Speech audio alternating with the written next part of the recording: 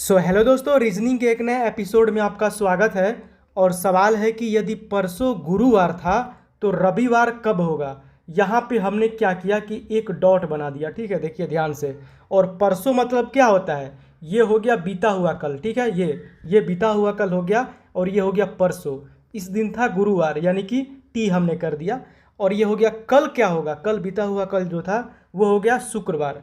परसों को हो गया गुरुवार, कल हो गया शुक्रवार और आज है शनिवार।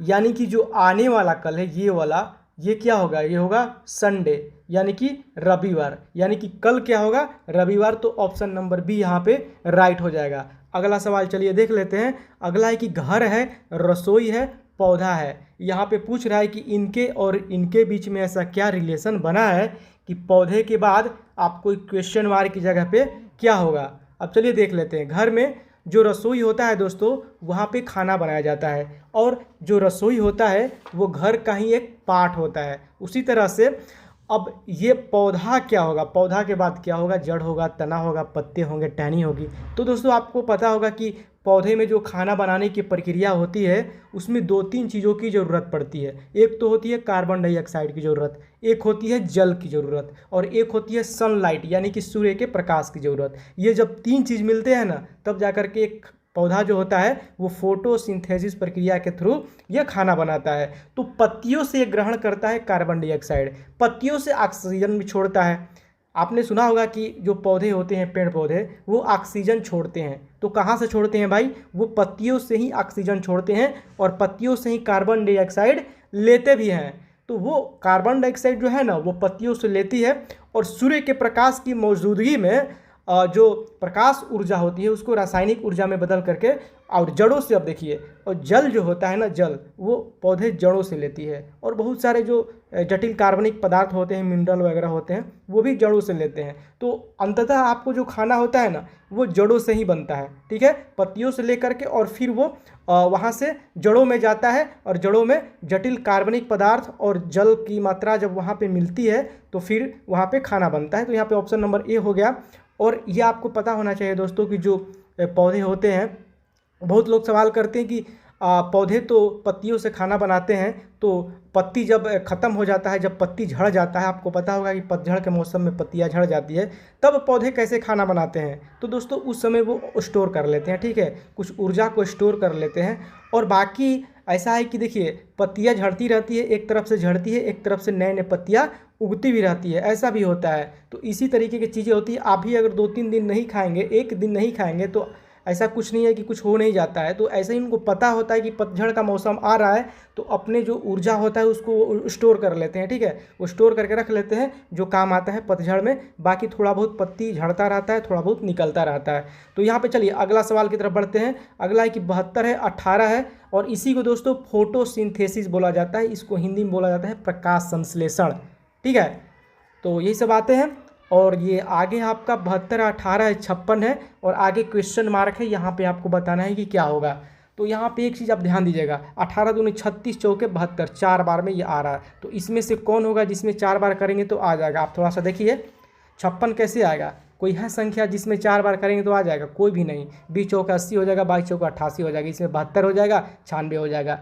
तो यही बात है। तो इसमें करेंगे क्या हम कि 72 है तो ये दोनों जो अंक है ना इसको जोड़ देंगे भाई। जोड़ देंगे, कितना आएगा, ये आ जाएगा 9 और इसमें 2 से गुणा कर देंगे। मतलब इसको जोड़ करके 2 से गुणा कर देना है। उसी तरह से इसको जोड़ेंगे और 2 से गुणा करेंगे तो 22, यानी कि ऑप्शन नंबर बी आपका राइट हो जाएगा। अगला सवाल है कि नींद है, आराम है, खेल है, क्वेश्चन मार्क है यहाँ पे। तो कहने का मतलब ये है दोस्तों कि नींद जो होता है ना, वो जब आता है तो एक फीलिंग जो होती है, अनुभूति जिसको बोला जाता है, वो आराम की अनुभूति होती है, एहसास होता है। तो इनके बीच में अनुभूति का संबंध है। ठीक है, तो खेलने के बाद कैसा अनुभूति होता है, आपको क्या लगता है? अगर कोई खेलता है उसके बाद किस तरह का अनुभूति उसे लगता है?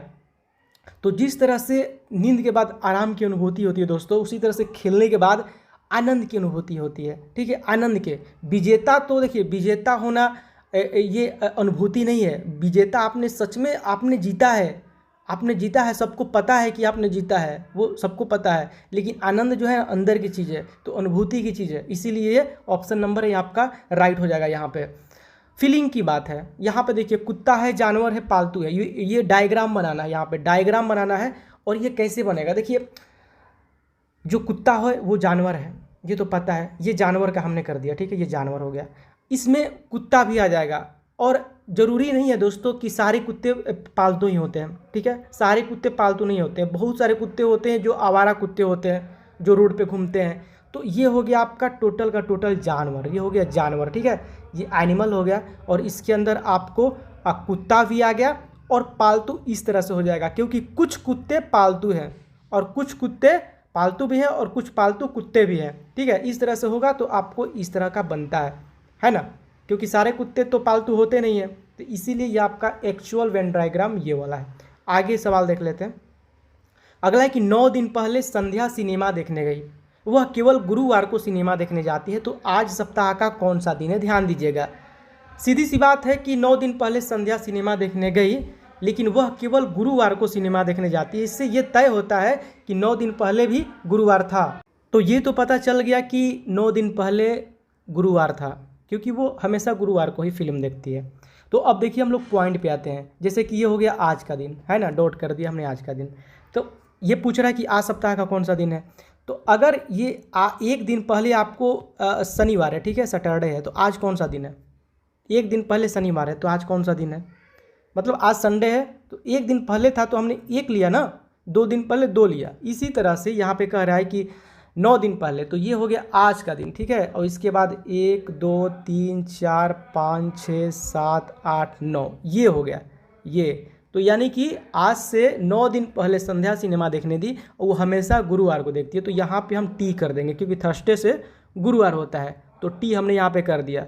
टी के बाद F S S M T W T F और यहाँ पे S हो गया। तो आज सप्ताह का कौन सा दिन है भाई? हैं, आज है शनिवार, क्योंकि आज से 9 दिन पहले सिनेमा देखने गई। वैसे भी 7 दिन बाद तो दिन रिपीट होता है, ठीक है।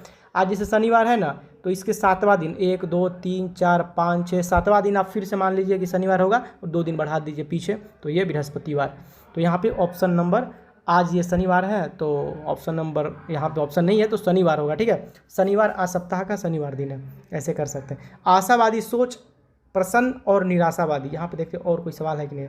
नहीं है दोस्तों, तो इसका जवाब आप खुद दीजिएगा, ठीक है। लास्ट में मैं एक सवाल छोड़ देता हूँ, तो यहाँ पे इस सवाल का जवाब आप देने का प्रयास कीजिएगा कि यहाँ पे आशावादी सोच और प्रसन्न के बीच में कौन सा रिलेशन है, और निराशावादी के बाद क्या होगा ऑप्शन। तो चलिए अभी तो बस इतना ही, मिलते हैं आपसे नए वीडियो के साथ, तब तक इजाज़त दीजिए। जय हिंद, जय भारत।